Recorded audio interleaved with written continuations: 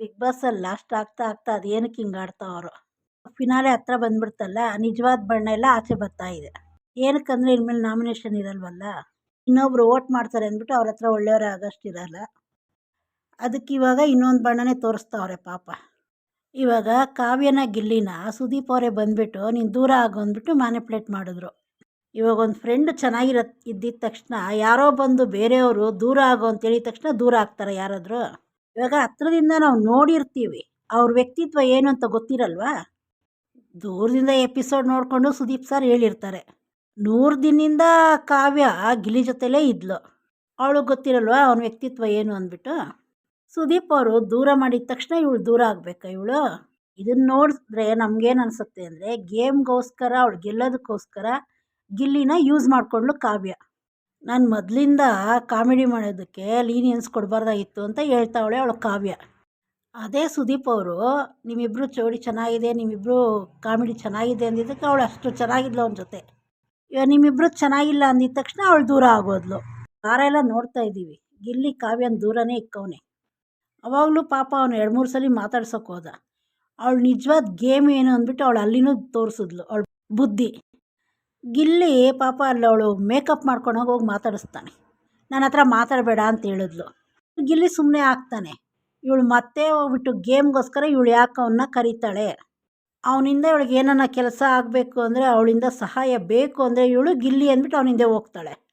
ಅವನು ಮಾತಾಡಿಸ್ಬೇಡ ಅಂದಾಗ ಮಾತಾಡ್ದಿರ ಅವ್ನು ಸುಮ್ಮನೆ ಎಲ್ಲೋ ಒಂದು ಹತ್ರ ಇದ್ದರೆ, ಇವಳು ಬೇಕು ಅಂದಾಗ ಗೇಮ್ ಬೇಕು ಅಂದಾಗ ಮತ್ತೆ ಹೋಗ್ತಾಳೆ ಅವನ ಹತ್ರ ಮಾತಾಡಿಕೊಂಡು. ಅದಾದಮೇಲೆ ಮತ್ತೆ ಇವಳು ಧನುಷ್ ಜೊತೆ ಹೋಗ್ತಾಳೆ, ಒಂದು ಮೂಲೆಯಲ್ಲಿ ಹಾಕ್ತಾಳೆ ಗಿಲ್ಲಿನ. ಇವಾಗ ರಕ್ಷಿತಾ ಗಿಲ್ಲಿ ಇಬ್ಬರು ಚೆನ್ನಾಗವ್ರೆ. ತಿರ್ಗಿ ಅವರಿಬ್ಬರು ಸ್ನೇಹಕ್ಕೆ ಸುದೀಪ್ ಸರ್ ಬಂದು ಉಳಿ ಹಿಂಡಿದ್ರು.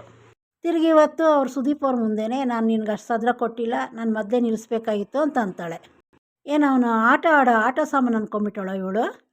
ಇವಳನ್ನ ಎಲ್ಲರೂ ಟಾಪ್ 3ಗೆ ಬರ್ತಾಳೆ ಅಂದ್ಕೊಂಡಿದ್ರು. ಅದನ್ನು ಇವಳೇ ಕೆಡಿಸ್ಕೊಂಡು ಧನುಷ್ ಜೊತೆ ಹೋಗಿ. ಇವಾಗ ನಾವೊಂದು ವಿಡಿಯೋ ನೋಡಿದ್ವಿ ಅವಳದು. ಇವಾಗ ಅವಳು ಧನುಷ್ ಎಲ್ಲಿ ಮುಟ್ಟಿದ್ನ ಪಾಪ ಗೊತ್ತಿಲ್ಲ, ನಿನ್ನ ಯಾರು ಅದು ಮುಟ್ಟೋದಕ್ಕೆ ನಿಂಗೆ ಸದ್ರ ಕೊಟ್ಟಿದ್ದು ಅಂತ ಕೇಳ್ತಾವಳೆ. ಹಂಗೆ ಹೇಳ್ಬಿಟ್ಟು ಅವನೇನೋ ಒಂದು ಹೇಳಿದ್ ನನ್ನಿಷ್ಟ, ನಾನು ಮುಟ್ತೀನಿ ಅಂತ ಅವನು ಹೇಳ್ತಾನೆ, ಇವಳು ನಗೀತಾ ಅವಳೆ. ಇಂಥವ್ನು ಇವಳಿಗೆ ಬೇಕು. ಹೇಳ್ತಾರಲ್ಲ ನಿಯತ್ತಿರೋರ ಕಾಲ ಇಲ್ಲ ಅಂದ್ಬಿಟ್ಟು. ಅವನು ಗಿಲ್ಲಿ ಸಪೋರ್ಟ್ ಮಾಡಿಕೊಂಡು ಹುಡುಗಿ ಯಾರೇ ಆಗಲಿ ಗಿಲ್ಲಿನೇ ಅಂತಲ್ಲ, ಹುಡುಗರು ಸಪೋರ್ಟ್ ಮಾಡ್ಕೊಂಬಂದರೆ ಹುಡುಗಿರಿಗೆ ಅದು ಇಷ್ಟ ಆಗಲ್ಲ. ನಾವು ಹೊರಗಡೆ ನೋಡ್ತಾ ಇರೋರಿಗೆ ಗಿಲ್ಲಿದು ರಕ್ಷಿತದು ರಘುದು ಅವ್ರ ಫ್ರೆಂಡ್ಶಿಪ್ ಎಷ್ಟು ಚೆನ್ನಾಗಿದೆ. ಇದು ಏನಂದರೆ ಜನಗಳಿಗೆ ಯಾವ್ದು ಇಷ್ಟ ಆಗುತ್ತೋ ಅದು ಸುದೀಪ್ ಅವ್ರಿಗೆ ಇಷ್ಟ ಆಗಲ್ಲ. ಇವಾಗ ಅದಕ್ಕೂ ಹುಳಿನೂ ಉಪ್ಪು ಹಾಕಿದ್ರು. ಈಗ 11 ಸೀಸನ್ ನಡೆಸ್ಕೊಂಬಂದರು. 11 ಸೀಸನಲ್ಲೂ ಚೆನ್ನಾಗಿತ್ತು ಅವ್ರಿಗೆ. ಈ 12ನೇ ಸೀಸನಲ್ಲಿ ಈ ಒಂದು ಎಪಿಸೋಡಿಂದ ಅವ್ರ ಹೆಸರು ಕೆಡಿಸ್ಕೊಂಡ್ಬಿಟ್ರು. ಕಾವ್ಯ ಗೇಮ್ಗೋಸ್ಕರ ಸುದೀಪ್ ಅವರು ದಾರಿ ತಪ್ಪಿಸಿದ ತಕ್ಷಣ ಇವಳು ದಾರಿ ತಪ್ಪಿದ್ಲು. ಇವಳು ಆಚೆ ಬಂದು ನೋಡಿದ್ರೆ ಗೊತ್ತಾಗತ್ತೆ, ನಾನು ಮೊದಲು ಹೋಗ್ತಾ ಇದ್ದಿದ್ದ ದಾರಿನೇ ಚೆನ್ನಾಗಿತ್ತು ಅಂದ್ಬಿಟ್ಟು. ದಾರಿನ ನಾನೇ ತಪ್ಪಿಸ್ಕೊಂಡೆ ಅಂದ್ಬಿಟ್ಟು ಅವಾಗ ಅವಳು ಪಶ್ಚಾತ್ತಾಪ ಪಡ್ತಾಳೆ. ಇವಾಗ ನಮಗೆಲ್ಲ ರಕ್ಷಿತದು ಗಿಲ್ಲಿದು ಬಾಂಡ್ ತುಂಬ ಚೆನ್ನಾಗೈತೆ. ಸುದೀಪ್ ಅವರು ಇವಾಗ ಅದನ್ನು ಕೆಡಿಸಿದ್ರು. ರಕ್ಷಿತಾ ಅದನ್ನು ತಲೆಗೆ ಹಾಕ್ಕೊಳ್ದಿರ ಇವಾಗ ಏನು ಆಟ ಆಡ್ತಾಳೋ ಹಂಗೆ ಆಡಬೇಕು.